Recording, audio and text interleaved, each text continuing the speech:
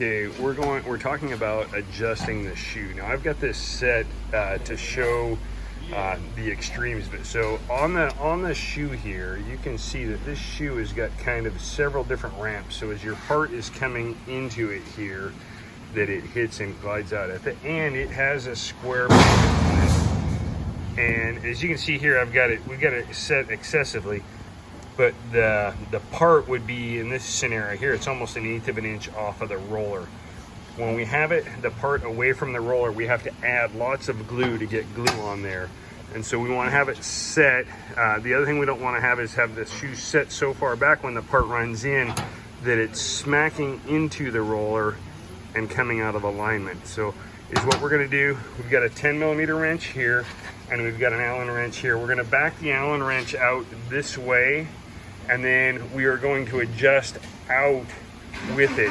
Once you get out, you can't really come back. You always want to be adjusting out to it, and that way the shoe is up against that stop, and I'm going to get it to just perfect here. Okay, so now we've backed the shoe way back past it, and so we're sliding this on the nice square piece. It's banging into and won't pass the roller. To get on the roller, you can see now that we've got a pretty good gap there. If it's too far back, is what's going to happen is when your part comes in, it's going to hit it and it's going to knock it out of alignment, and it's going to contact the roller too much. So now we've seen the two extremes. We're going to go ahead and adjust this. We want it to where this slides across and it just barely kisses it, or is just barely away from it. So we'll adjust it and show you what we got. So we've got our Allen wrench in the back here. We've got our set screw loose right here. And now we're just gonna add here just a little bit at a time, and then we're gonna push up against it and retighten the bolt as we get to our adjustment. And that way we know it's at its installed setting. If you leave it loose, it can wobble back and forth and not be the correct adjustment.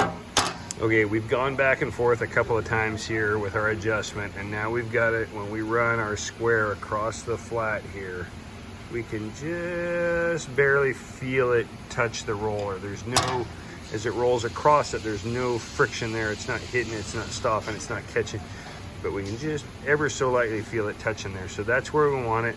And every time we adjust it, we want to adjust it with the screw.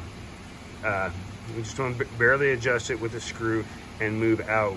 If we go too far, we need to back it off even more and push this in to where it's back in. This screw here is not connected to this. It's not an adjustment that'll move it back and forth. It's just a stop screw that holds it in place.